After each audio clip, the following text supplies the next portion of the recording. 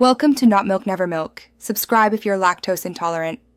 You start in Settings because the only way to change the lock screen password is through the System Security menu.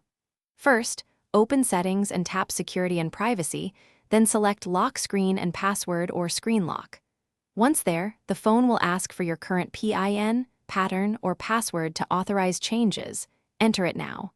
This step proves you own the device and prevents unauthorized resets, so make sure you type it carefully and avoid repeated wrong attempts.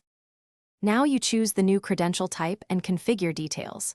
Tap Change Screen Lock or Set Screen Lock, then pick Password, PIN, or Pattern depending on desired security and convenience.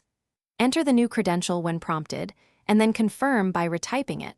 This prevents typos that would lock you out. Once confirmed, review optional settings like Lock Timeout or Fingerprint Unlock as a secondary method, and press Save. These options control how fast the lock re-engages. Finish by immediately locking the phone and unlocking with the new password to verify success. This confirms everything saved correctly.